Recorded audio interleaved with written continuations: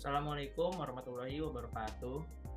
Kami dari kelompok 2B ingin mempresentasikan tentang studi kasus pencemaran air pada artikel yang sudah dikirimkan oleh dosen pengampu, yaitu Bu Okti Dinas Sakti Nurul Mentari ST MT.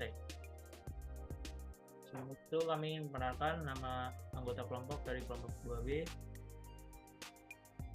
Yang pertama ada Isti Jadilan, yang kedua ada Rizka Nurhaliza, yang ketiga ada Halai Karomio saya sendiri, dan yang keempat ada Hasbi Mukhtar.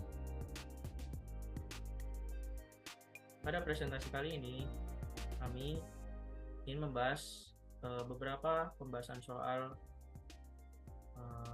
pada presentasi kali ini. Yang pertama ada kasus pencemaran air yang terjadi, yang kedua ada bagaimana kasus tersebut dapat terjadi, yang ketiga ada dampak pencemaran apa yang dapat dihasilkan pencemaran tersebut, yang keempat ada parameter kualitas air yang dipengaruhi oleh pencemaran air, yang kelima ada konsep kimia dalam penyelesaian masalah, dan yang terakhir ada solusi terhadap stakeholder terkait masalah tersebut.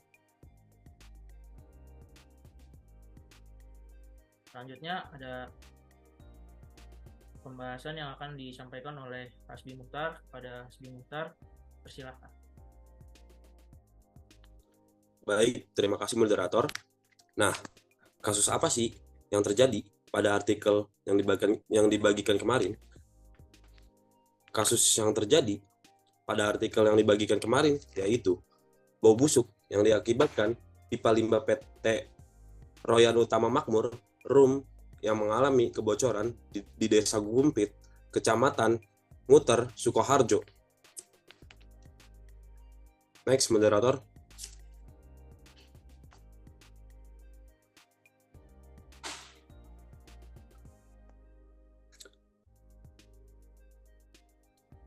Bagaimana sih kasus tersebut dapat terjadi?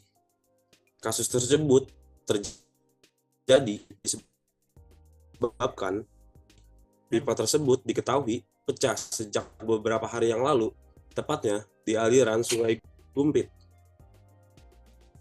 Next, moderator.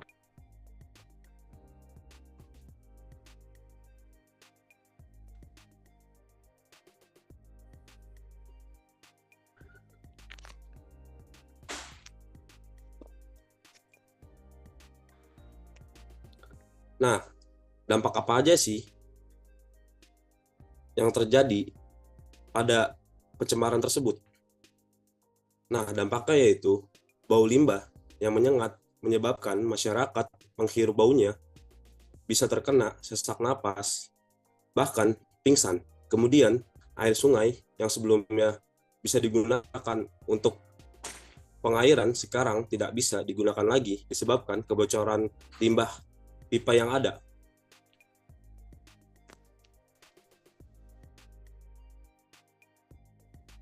Terima kasih kepada Hasbi Mukhtar atas penjelasannya. Selanjutnya itu ada parameter yang dipengaruhi oleh pencemaran air tersebut.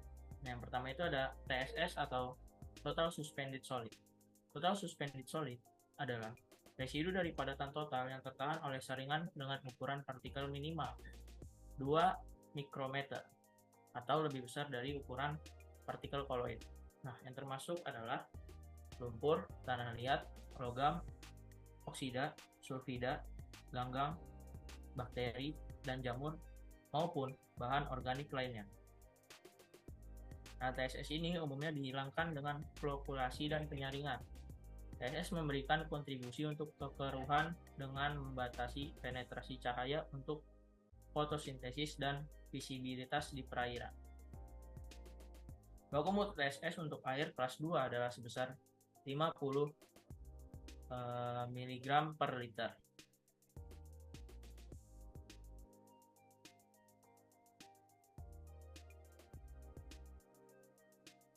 Nah, pada TSS ini terdapat pada kutipan yang menyatakan Irman yang merupakan warga setempat menyampaikan kerusakan pipa pembuangan limbah pada PT RUM bukan kali ini saja.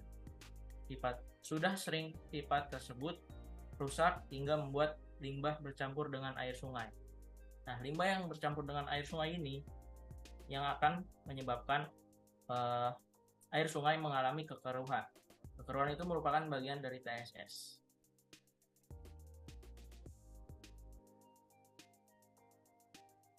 Nah, parameter yang kedua selanjutnya ada DO atau dissolved oxygen. Dissolved oxygen atau oksigen terlarut merupakan kandungan oksigen yang terkandung dalam suatu perairan. Konsentrasi oksigen terlarut ini sangat penting terhadap kelangsungan hidup biota air, seperti tumbuhan dan hewan air. Semakin besar nilai parameter DO, maka kualitas air tersebut semakin baik. Dan sebaliknya, apabila jika nilai parameter DO rendah, maka kualitas air menunjukkan tingkat pencemaran yang tinggi.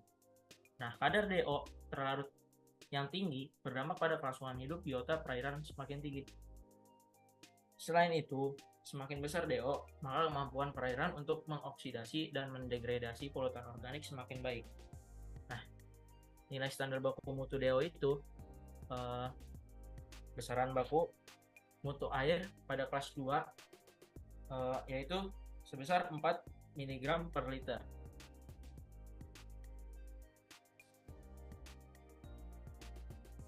Selanjutnya parameter yang ketiga akan disampaikan oleh Kisti Jazilan. Kepada Kisti Jazilan dipersilakan. Oke, terima kasih moderator. Nah, sebelum kita lanjut ke BOD, saya mau memberikan informasi nih. Kalau parameter yang kita gunakan pada kasus 2, kasus tentang pencemaran air limbah industri PT Rum akibat kebocoran pipa ini menggunakan parameter yang sama untuk mengukur tahap pencemaran dalam suatu badan air. Nah, selain tadi TSS atau Total Suspended Solid, DO, Dissolved Oxygen, ada juga di sini namanya BOD atau Biological Oxygen Demand. Nah, Biological Oxygen Demand atau kebutuhan oksigen biokimiawi adalah suatu karakteristik yang menunjukkan jumlah oksigen terlarut yang diperlukan oleh mikroorganisme, biasanya bakteri, untuk mengurai atau mendekomposisi bahan organik dalam kondisi aerob. Pemeriksaan BOD ini diperlukan untuk menentukan beban pencemaran akibat air limbah sesuai kasus kita, yaitu hasil limbah industri. Nah, baku mutu yang ada pada BOD ini untuk perairan yaitu sebesar 3 mg per liter. Next.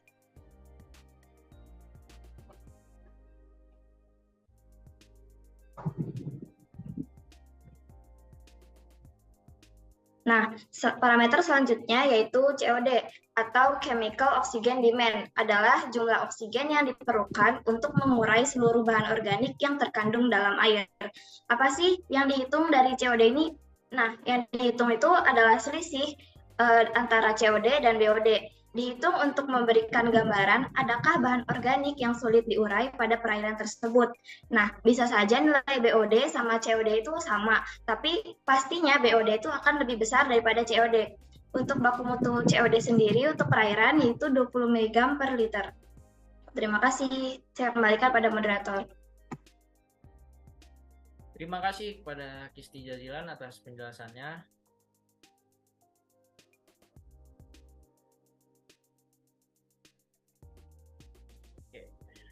Nah, materi selanjutnya yang akan disampaikan oleh Rizka Nurhaliza. Pada Rizka Nurhaliza, dipersilakan. Baik, terima kasih moderator. Selanjutnya di sini saya akan menjelaskan materi mengenai stakeholder. Jadi di sini tuh kayak mengenai syarat gitu. Nah, stakeholder itu adalah para pihak yang terlibat atau yang berkepentingan. Pada kasus ini, pelaku yang terlibat dapat berupa PT, pemerintah, masyarakat. Nah, solusinya ini dapat berupa ada 3. Yang pertama ada solusi untuk PT, yang kedua solusi untuk pemerintah, dan yang ketiga ada saran untuk masyarakat. Yang untuk PT sendiri itu solusinya yang pertama membuat instalasi pengolahan limbah dan memperbaiki sistem pembuangan limbah yang sudah ada. Lalu solusi untuk pemerintah yaitu melakukan pengecekan atau audit pengolahan limbah sesuai peraturan perundang-undangan yang berlaku dan memastikan proses pengolahan limbah yang sesuai. Lalu untuk saran masyarakatnya sendiri, yaitu melakukan pengobatan pada perairan akibat aktivitas limbah yang dihasilkan untuk memperbaiki kerugian yang berasal dari pencemaran tersebut. Next, moderator.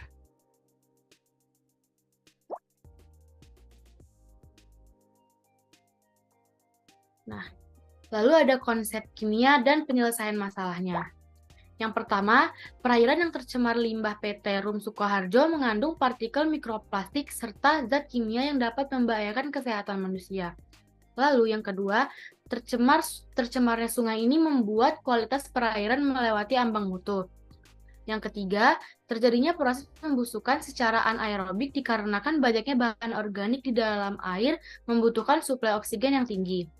Lalu yang keempat, proses anaerobik tersebut menghasilkan gas-gas seperti hidrogen sulfida atau H2S, amonia atau NH3, dan lainnya. Yang kelima, kualitas bau dari gas-gas tersebut menyebabkan terjadinya pencemaran udara berupa timbulnya bau busuk yang menyengat. Dan yang terakhir, terjadinya juga pencemaran air yang membuat ekosistem perairan mati. Sekian dari saya kembalikan kepada moderator. Terima kasih. Ya, terima kasih kepada Rizka Nurhaliza atas pemaparan materinya.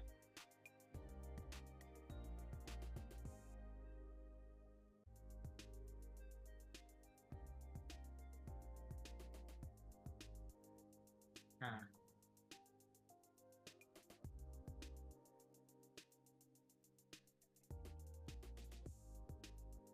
jadi terima kasih dari kami kelompok 2B untuk presentasi pada kali ini.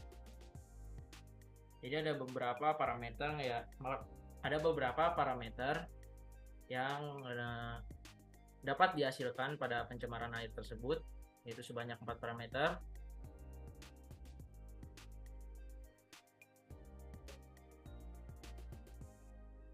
Dan akhir kata, kami dari kelompok 2